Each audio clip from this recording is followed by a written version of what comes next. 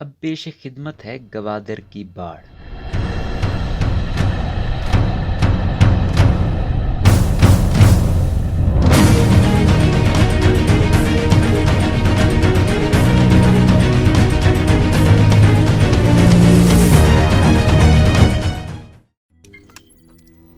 روزنامہ قدرت کی ویڈیو دیکھنے کے لیے ابھی یوٹیوب چینل پر سبسکرائب کریں اور بیل آئیکن پر بھی کلک کریں۔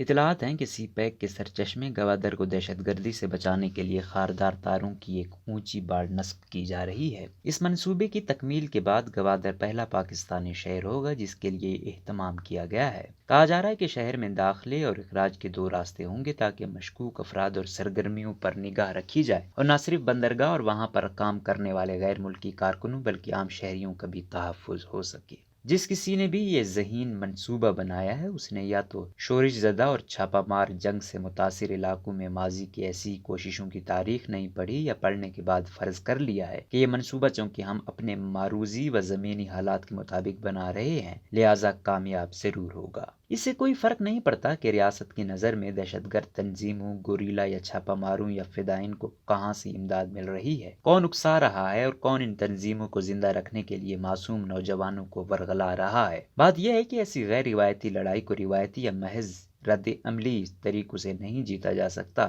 اس کے لیے بیک وقت سیاسی و اسٹریٹجک منصوبہ سازی اور عام آدمی کا حل و دماغ جیتنے کی سہ طرفہ حکمت عملی ہی برابر ہو سکتی ہے، اور عام آدمی کا دل تبھی جیتا جا سکتا ہے جب اسے ریاست کے قول و فعل کی یک رنگی پر اعتبار ہو اور وہ خود کو فیصلہ سازی میں شریک سمجھتا ہو اور اسے یقین ہو کہ یہ کوئی نو آبادیاتی ریاست نہیں بلکہ اس کی اپنی ریاست ہے۔ محض طاقت اور اپنی ذہانت کے بل بوتے پر اگر مطلوبہ نتائج حاصل ہو سکتے تو باڑیں تو امریکہ نے بھی جنوبی ویتنام میں لگائی تھیں اور مقامی آبادی کو ان کے پیچھے یہ کہہ کر منتقل کیا گیا تھا کہ مقصد ویت کانگ دہشت گردی سے عام ویتنامی کا تحفظ ہے۔ باڑیں تو فرانس نے بھی الجزائر میں اٹھائی تھیں تاکہ عام الجزائروں کو FLN کے دہشت گردی سے محفوظ رکھا جا سکے۔ باڑ کلچر سے تو فلسطین بھی سب سے زیادہ واقف ہیں اور کشمیریوں کو بھی اپنی روزمرہ زندگی میں اسی طرح کی غیر مرئی باڑ کلچر کا سامنا ہے۔ ان میں سے کون سے خطے میں باڑ لگانے والے اپنے مقاصد حاصل کر کے بے چینی، بغاوت یا دہشت گردی یا انتہا پسندی پر قابو پا سکے؟ اور ہاں، باڑ کے پیچھے تو 80 برس قبل سندھ کے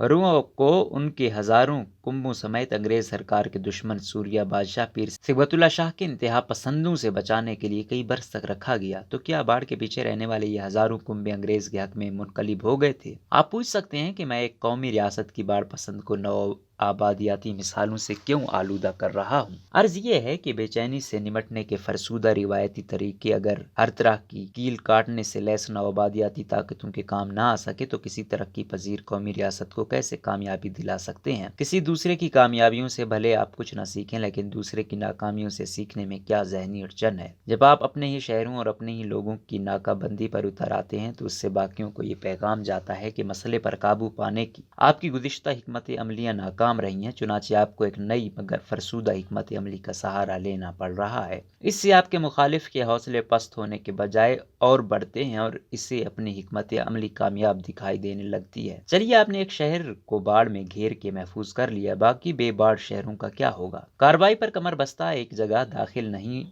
ہو پائے تو دوسری جگہ سے گھس جائیں گے، دہشت گرد ہوں کہ چھاپہ مار یا علیحدگی پسند یا حریت پسند۔ آپ بھلے انہیں اپنی پسند کا کوئی بھی لقب دے دیں، وہ مقامی حمایت کے بغیر ایسے ہی ہیں جیسے پانی کے بغیر مچھلی۔ اگر اس منصوبے کی تکمیل کے بعد بھی گوادر میں کوئی دہشت گردی کی واردات ہو گئی تو پھر آپ کا اگلا قدم اور مقامی رویہ کیا ہوگا؟ مان لیا کہ بین الاقوامی سرحدوں پر باڑ لگانے کا یہ مقصد ہے کہ مشکوک اجنبیوں، سمگلروں، دہشت گردوں کو داخلہ یا اخراج مشکل بنایا جا سکے۔ اگر آپ کی بین الاقوامی سرحدوں کی باڑ کاری مؤثر ہو اور اس سے ملک دشمنی عناصر کی نقل و حرکت کی روک تھام ہو سکے تو پھر اپنے شہریوں کو باڑ زدہ بنانے کا اضافی خرچہ کر کے آپ مزید کیا مقاصد حاصل کرنا چاہتے ہیں؟ اس کا مطلب یہ ہوا کہ مسئلہ صرف خارجی ہی نہیں داخلی بھی ہے۔ جب تک اس حقیقت کو تسلیم کر کے قابل عمل عوام دوست حکمت عملی نہیں بنائی جائے گی اور اس پالیسی کو عام آدمی قبول کرنا شروع نہیں کرے گا تب تک وسائل کا ضیاع تو ممکن ہے، کامیابی ممکن نہیں۔ کوئی بھی باڑ دماغ کے اندر کھڑی عدم اعتماد کی باڑ سے زیادہ طاقتور نہیں ہو سکتا۔ اگر ذہنی باڑ کٹ جائے تو پھر